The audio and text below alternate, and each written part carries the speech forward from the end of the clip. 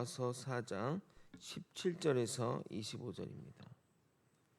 저와 번갈아 교독하고 마지막 절은 함께 읽겠습니다. 기록된 바 내가 너를 많은 민족의 조상으로 세웠다 하심과 같으니 그가 믿은 바 하나님은 죽은 자를 살리시며 없는 것을 있는 것으로 부르시는 이시니라. 아브라함이 바랄 수 없는 중에 바라고 믿었으니 이는 내 후손이 이같으리라 하신 말씀대로 많은 민족의 조상이 되게 하려 하심이라. 그가 백세나 되어 자기 몸이 죽은 것 같고 사라의 태가 죽은 것 같음을 알고도 믿음이 약하여지지 아니하고 믿음이 없어 하나님의 약속을 의심하지 않고 믿음으로 견고하여져서 하나님께 영광을 돌리며 약속하신 그것을 또한 능히 이루실 줄을 확신하였으니 그러므로 그것이 그에게 의로 여겨졌느니라. 그에게 의로 여겨졌다 기록된 것은 아브라함만 위한 것이 아니요 의로 여기심을 받을 우리도 위함이니 곧 예수 우리 주를 죽은 자 가운데서 살리신 이를 믿는 자니라. 함께 읽겠습니다. 예수는 우리가 범죄한 것 때문에 내줌이 되고 또한 우리를 의롭다 하시기 위하여 살아나셨느니라. 아멘. 하나님은 아브라함에게 후손을 약속하며 그 후손이 하나님 나라를 상속받게 될 것을 약속하셨습니다. 그런데 중요한 것은 그 약속은 믿음에 따른 것입니다. 그런데 그 후손이 믿음의 의가 아닌 율법의 의를 추구한다면 믿음도 약속도 무효가 되는 겁니다. 그런데 유대인들이 율법의 의를 따르고 있으니 하나님의 입장에서는 얼마나 황당하겠습니까? 그 후손들이 율법에 의해 이르면 다행이겠지만 율법의 의를 맞출 인간이 없게 결국 진노의 심판대 앞에 서게 되는 겁니다. 하나님의 약속이 은혜가 되기 위해서는 믿음으로 주어져야 합니다.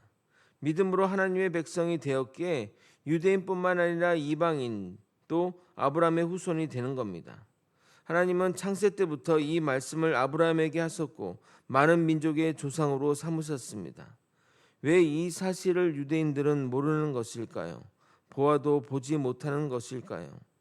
오늘은 하나님께 의롭다함을 인정받은 아브라함 믿음의 실상과 아브라함뿐만 아니라 모든 믿는 자에게 적용되는 칭의를 살펴보도록 하겠습니다. 예수님의 죽으심과 부활이 우리에게 어떤 의미가 있는지 깨닫는 시간이 되길 예수 그리스도 이름으로 소원합니다. 사도 바울은 창세기 17장의 사건을 기록하며 아브라함이 하나님의 약속을 믿었으며 그가 믿는 하나님이 죽은 자를 살리시며 없는 것을 있는 것으로 부르시는 분임을 진술합니다. 17절을 읽겠습니다. 기록된 바 내가 너를 많은 민족의 조상으로 세웠다 하심과 같으니 그가 믿은 바 하나님은 죽은 자를 살리시며 없는 것을 있는 것으로 부르시는 이시니라. 분명히 믿었다고 했는데 분명히 아브라함은 하나님의 말씀을 믿었다고 했는데 하나님이 아브라함 99세에 나타나 내가 너를 모든 민족의 아버지가 되겠다고 하며 이름을 아브라함이라고 지어주셨는데 아브라함이 그 말을 믿었다고는 보기 힘든 행동들을 하게 됩니다. 먼저 아브라함은 하나님의 말씀을 듣고 웃었습니다. 창세기 17장 16절 17절 내가 그에게 복을 주어 그가 내게 아들을 낳아 주게 하며 내가 그에게 복을 주어 그를 여러 민족의 어머니가 되게 하리니 민족의 여러 왕이 그에게서 나니라. 아브라함이 엎드려 웃으며 마음속으로 이르되 100세 된 사람이 어찌 자식을 낳을까? 사라는 90세니 어찌 출산하리요 하고 그러면서 아브라함은 이스마엘을 자신의 상속자로 삼아달라고 말합니다. 18절입니다. 아브라함이 이에 하나님께 이르되 이스마엘이나 하나님 앞에 살기를 원하나이다. 아브라함은 말씀을 믿어야 했는데 계속해서 현실을 이야기하며 100세 된 사람이 어떻게 자식을 낳으며 90세 된 여인이 어떻게 출산하겠냐고 했던 겁니다. 그러면서 보이는 현실 가운데 가장 최선인 이스마엘을 택한 겁니다. 우리가 그렇게 한다 할지라도 문제인데 믿음의 조상이 이런 모습을 보인다니 얼마나 실망스러운지 모르겠습니다. 우리와 너무나도 똑같은 모습의 말입니다. 여러분이 보일 반응은 이것입니다. 아브라함이라고 별것 없네. 맞습니다. 별것 없습니다. 하나님께 붙들리지 않으면 그 누구도 별것 없는 것이 우리의 인생입니다. 제가 계속해서 믿음을 이야기할 때 우리의 믿음은 우리가 노력을 해서 또는 우리가 의지를 발휘해서 이루어진 것이 아니라 하나님의 끝없는 설득을 통해 우리가 받아들인 것이라고 말씀드렸습니다. 보시는 바와 같이 하나님은 불신하는 아브라함을 계속해서 설득하십니다. 여러 번 혼을 내도 시원찮을 판에 혼내지 않으시고 계속해서 말씀하십니다. 아브라함은 드디어 그 하나님의 말을 받아들이게 됩니다. 창세기 17장 23절을 읽겠습니다. 이에 아브라함이 하나님이 자기에게 말씀하신 대로 이날에 그 아들 이스마엘과 집에서 태어난 모든 자와 돈으로 산 모든 자 곧 아브라함의 집사람 중 모든 남자를 데려가다 그 표피를 베었으니. 사랑하는 성도 여러분, 여기서 우리가 중요하게 볼 단어는 바로 이 단어 이해입니다. 이 단어는 하나님의 설득에 드디어 아브라함이 그 말씀을 받아들였다는 말입니다. 하나님은 불신의 말을 내뱉는 아브라함을 혼내지 않으시고 계속해서 설득해 나가십니다. 읽지는 않겠지만 설득의 내용을 진술해 드리면 사라가 낳은 아들이 너의 후손이며 이름은 이삭이라고 해라. 내가 그와 언약을 세울 것이다. 이스마엘도 축복을 내릴 거니 걱정하지 말아라. 내년에 반드시 사라에게서 이삭을 낳을 것이라고 구구절절히 하나님이 설명을 하자 이에 아브라함이 믿고 행동으로 실천한 것입니다. 그런데 사도 바울은 그것을 아브라함의 믿음이라고 말합니다. 18절입니다. 아브라함이 바랄 수 없는 중에 바라고 믿었으니 이는 내 후손이 이같으리라 하신 말씀대로 많은 민족의 주상이 되게 하려 하심이라. 아마 아브라함이 이 18절을 읽었다면 이렇게 말할 것 같습니다. 제가요? 제가 믿었나요? 아, 쑥스럽네요. 정말 그렇지 않겠습니까? 아브라함이 뭘 믿었습니까? 그러나 하나님은 그를 많은 민족의 주상이 되게 해야 했습니다. 그래서 그의 작은 믿음, 정말 겨자씨 같은 믿음을 크게 보시고 그에게 약속하신 대로 모든 민족의 조상이 되게 하신 겁니다. 우리는 믿음의 사람 하면 불굴의 의지로 탄압과 압제에도 굴하지 않고 믿음의 정조를 지키는 것을 상상합니다. 그러나 누가 그렇게 하겠습니까? 하나님은 우리의 작은 믿음에도 크게 반응하신 분입니다. 그래서 믿음도 은혜라고 말하는 겁니다. 마태복음 17장 20절 하반절 진실로 너희에게 이르노니 만일 너에게 믿음이 겨자씨 한 알만큼만 있어도 이 산을 명하여 여기서 저기로 옮겨지라 하면 옮겨질 것이요 또 너희가 못할 것이 없으리라. 아브라함의 이 겨자씨만한 믿음이 하나님 보시기에는 어떤 믿음이었는지 보도록 하겠습니다. 이 사도 바울의 이 진술은 인간의 입장이 아닌 하나님의 입장에서 보는 아브라함의 믿음이라 하겠습니다. 19절에서부터 22절 여러분이 한번 읽어보도록 하겠습니다. 시작.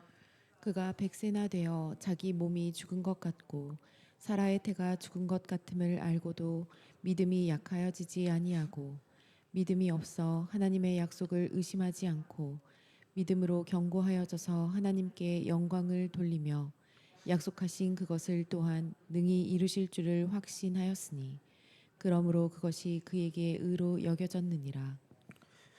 이 진술을 듣는 아브라함은 잠시 머쓱해질 것 같습니다. 제가 그랬나요? 라고 하면서 말입니다.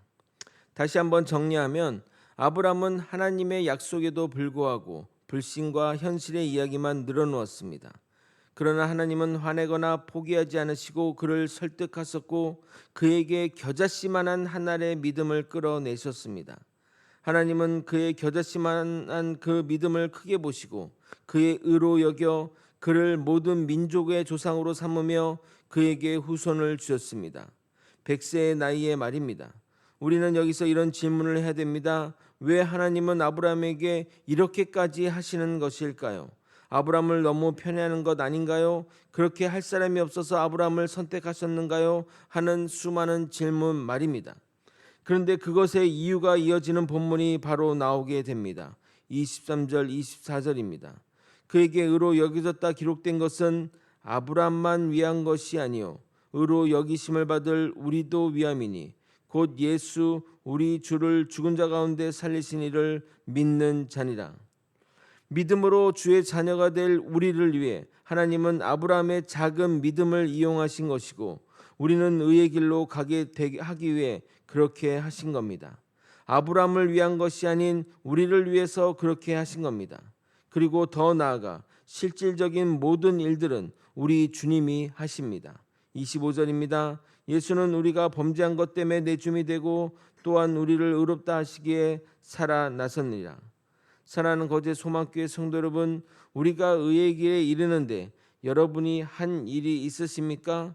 자신의 의를 드러낼 어떤 행위나 행동 하나 있습니까? 없습니다. 아무도 없습니다. 그래서 우리의 구원은 전적인 하나님의 은혜라고 하는 겁니다. 이 복된 소식 안에 있다는 것이 정말 여러분 스스로 생각하기를 감사하기를 바랍니다. 우리가 주 앞에 내세울 것이 단 하나도 없습니다. 이 믿음, 이 신앙 굳게 잡고 살아가는 저와 여러분이 되시길 예수 그리스도 이름으로 소원합니다. 말씀을 정리하겠습니다. 하나님은 아브라함의 믿음을 보시고 그의 의를 삼았는데 사도 바울은 그것이 하나님이 불굴의 의지로 아브라함이 불굴의 의지로 이뤄낸 것처럼 묘사합니다. 그러나 우리가 아는 현실은 다릅니다. 아브라함은 끊임없이 의심했고 불신했으며 현실의 이야기만 늘어놓았습니다. 그러나 하나님은 포기하지 않으시고 그를 설득하여 겨자씨만한 믿음을 내어놓을 정도로 이끄셨습니다.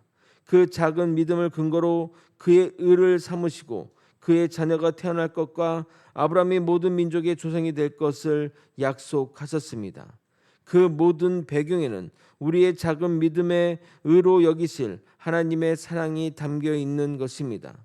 하나님은 우리를 구원하시기 위해 예수를 죽게 내주시고 우리를 부활하게 하시려고 살아나게 하셨습니다. 하나님이 모든 것을 다 하셨습니다. 우리를 위해 이 모든 것을 이루신 하나님의 은혜를 기억하며 살아가는 우리가 되길 소망합니다. 여러분 절대 배신하지 맙시다. 우리 주 예수 그리스도 이름으로 축원드립니다. 아멘. 하나님 기도하시겠습니다. 하나님 아버지, 우리가 또 하나님의 말씀을 가운데 하나님이 주시는 큰 깨달음을 또 한번 받아 가지고 나아갑니다. 우리는 정말 하나님 앞에서 내세울 것이 단 하나도 없습니다. 그러나 하나님은 끊임없이 우리를 설득하셔서 우리의 믿음의 이 자리로 나오게 하셨습니다. 그 작은 믿음을 크게 보시고 의로 여기셨던 그 하나님의 그 사랑을 깨닫는 우리가 되게 도와주시옵소서. 우리는 은혜 아니면 단 하루도 살 수 없는 존재입니다. 하나님을 믿으며 살아가는 것이 얼마나 큰 축복인지, 주의 안에 있는 것이 얼마나 큰 축복인지 깨닫는 우리가 되게 도와주시옵소서. 이 모든 것 우리 주 대신 예수 그리스도 이름으로 기도드리옵나이다. 아멘.